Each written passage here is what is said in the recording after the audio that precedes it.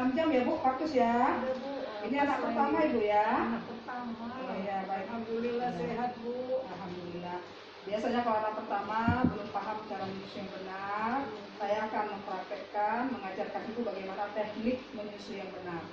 Karena untuk keberhasilan pemberian ASI secara eksklusif, yang itu nanti akan menyusui selama 6 bulan, hanya ASINya saja yang diberikan, tanpa makanan tambahan lain, cairan lain, termasuk madu ya Ibu, itu tidak boleh diberikan pada bayi sampai usia bayi 6 bulan, tanpa indikasi medis ya. Kalau ada indikasi medis, air putih pun tidak boleh Bu. Ya. Terima kasih, Bu. Nah, saya akan menjelaskan bagaimana teknik cara menyusui yang benar ya Ibu. Baik, untuk cara menyusui yang benar ini, sebelum Ibu menyusui, Ibu harus cuci tangan. Ibu cuci tangan secara 7 langkah. Nanti Ibu akan cuci tangan 7 langkah ke sana. Setelah cuci tangan, Ibu baru kembali ke sini.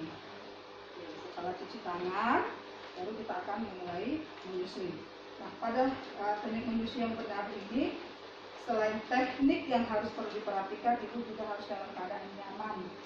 Secara psikologis, Ibu harus rileks, tenang, tidak perlu takut, ragu, atau khawatir ya Ibu ya. Jadi Ibu harus percaya diri bahwa Ibu bisa menyusui bayinya dengan baik. Nah, untuk supaya Ibu merasa tenang, rileks, nah, kita bisa menggunakan seperti aromaterapi. Ya, ini sudah bagus, sudah ada aromaterapi. Ini salah satu membuat untuk rileks. Jadi dengan cara mendapatkan aromaterapi, otak kita menjadi rileks, maka oksitosin akan lancar keluarnya. Jadi kaitannya adalah hormon oksitosin yang kaitannya dalam menyusui adalah pengeluaran ASINya nanti lebih lancar kalau menggunakan aromaterapi. Ibu lebih rileks ya. Jadi itu gunanya kita menggunakan aromaterapi. Jadi ini sudah benar, sudah ada aromaterapinya. Kemudian selanjutnya Ibu harus duduk yang tenang, nyaman. Ibu sandaran dulu yang enak. Sudah nyaman Bu? Tapi perasaan saya ini gantung. Iya, makanya nih Bu, kita kaki Ibu harus letakkan ke atas. Coba Ibu duduk dulu yang nyaman. Posisikan dulu Ibu nyaman, senyaman mungkin. Karena dengan Ibu menyusui yang nyaman, Ibu bisa nanti bertahan sampai 20 menit. Harapannya sampai 20 menit. Karena kalau Ibu menyusui 20 menit dalam keadaan tenang, rileks, insya Allah ASINya akan keluar dengan lancar. Ini sudah nyaman Ibu? Kakinya sudah enak? Oke, kita mulai cara mempraktekannya. Ibu boleh silakan dibuka bajunya. Bayinya mungkin ini boleh kita buka topinya. Biar tidak mengganggu. Oke, baik ya. Ibu. Oke. Nah, yang pertama cara menyusui yang benar, Ibu harus mengawali dengan refleks rotting. Rotting itu puting susunya diletakkan ke pipi bayi. Ibu letakkan ke pipi bayi agar bayi membuka mulut yang lebar. Ya, Ibu letakkan. Oke, ya betul Ibu. Oke, iya. Pada saat mulut bayi terbuka lebar, Ibu masukkan mulut bayi ke puting sampai ke areola mama yang hitam-hitam. Oke, masukkan Bu. Oke, ya. Ya. Oke ya, seperti ini ya. Ini posisinya sudah benar. Ini kita buka ya. Nah, jadi posisi yang benar itu seperti ini ya Ibu. Nah, ya ini Bu. Oke. Tangan ini. Ya, tangannya ke belakang. Bentar Ibu, tangan bayinya ini ya. Oke. Ya. Iya. Nah, ini dia. Nah, yang benar itu seperti apa? Nih, ini kita lihat telinga dengan lengan bayi berada dalam satu garis.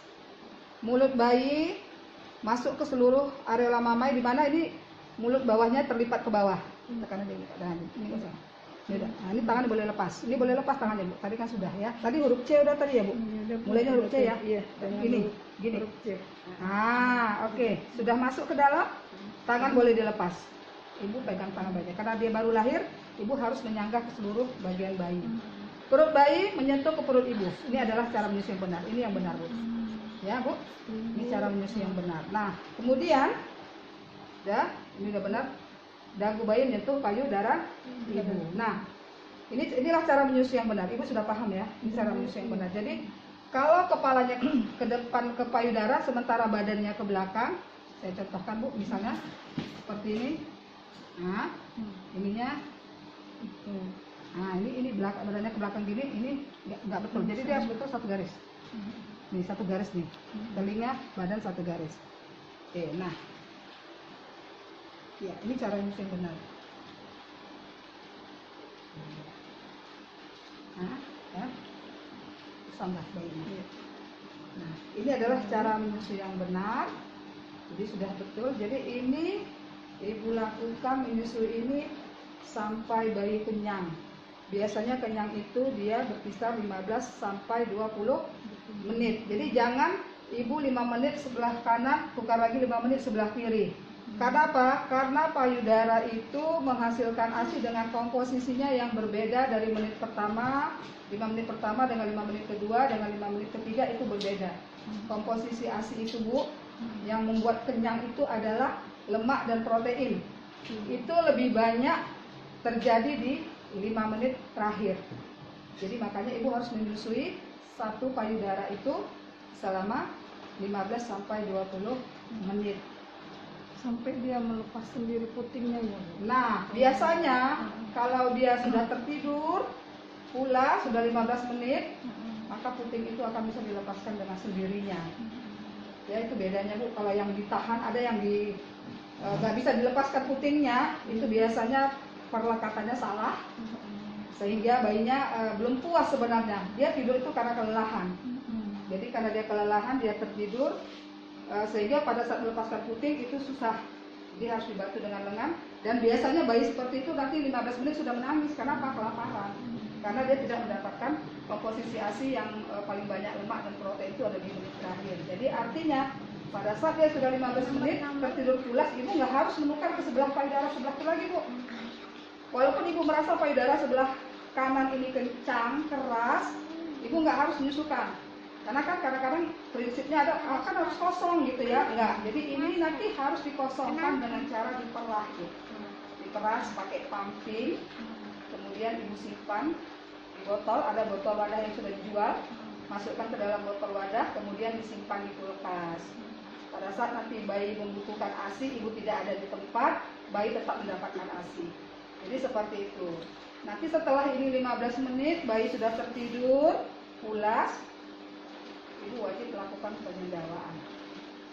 Penyedawaan itu tujuannya apa?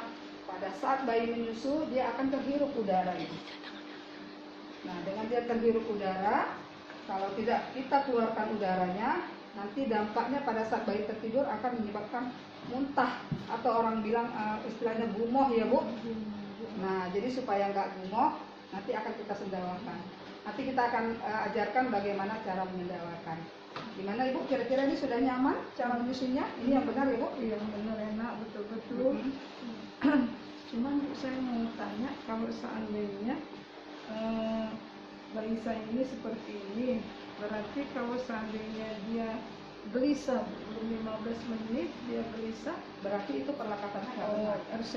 Oh iya. Apa lihat lagi nih? Iya, karena kalau perlekatan benar, puting susu masuk ke langit-langit yang paling belakang, maka ASI yang keluar juga maksimal dan ibu juga nggak akan merasa sakit pada puting. Ibu hanya merasakan sedikit rasa geli. Ada rasa geli di payudara ya Bu, sedikit geli, kebas, itu pengaruh hormon oksitosin. Ini menyusunya sudah benar, perlekatannya. Diharapkan pada saat menyusui, coba mata ibu saling bertatapan dengan mata bayi. Saya melihat Iya, kalau bisa ibu saling berkomunikasi dengan bayinya supaya hormon oksitosinnya lancar. Iya. Susu ibu ini Sambil dielus-elus bayinya, jadi hormon oksitosin ibu juga akan keluar dengan lancar. Karena bayinya juga merasa nyaman. Jadi ini tadi sudah selesai menyusui Bu, selama 15 menit bayinya sudah tertidur pula sih Bu. Iya, ayo kita sendawakan. Coba ibu letakkan di atas bahu. Ya, tutup dulu payudaranya, pelan-pelan. Ya, tutup payudaranya. Oke, iya. Iya, ibu letakkan di atas bahu. Mana ibu lebih enak, kanan atau kiri? Nah, coba ibu tepuk-tepuk dadanya. Ini, yang ini punggung atas. Ya, ibu tepuk-tepuk sampai keluar suara angin keluar, gitu. Baru ibu lepaskan pelan-pelan, ibu tepuk-tepuk. Sudah dengar Bu suaranya? Bersendawa ya Bu ya. Ya. Kalau seandainya tidak berhasil dengan seperti itu, boleh dengan pangku Bu, ditelungkupkan di pangkuan. Di pangkuan Bu. Ya, coba ibu telungkupkan di pangkuan. Ya. Nah, ibu telungkupkan bayinya di pangkuan.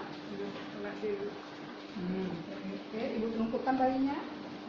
Ya, aduh anakku yang baik budi. Ya, ibu telungkupkan. Iya, tepuk-tepuk. Iya, Ibu. iya betul. Ibu tepuk-tepuk punggungnya. Ya, sampai dia keluar udara bunyi seperti ge, itu menandakan bahwa udara sudah keluar. Maka setelah itu keluar, ibu tidurkanlah bayi ibu dengan nyaman ya. Oke, sudah bunyi ibu. Oke, kalau sudah silahkan ibu. Ibu yang menyusui, puting susunya datar atau masuk ke dalam, tentu ibu tidak akan bisa menyusui bayinya. Nah, untuk memfasilitasi agar puting susunya keluar, maka kita menggunakan sped. Sped ini kita atur besar cc-nya dengan besarnya puting susu.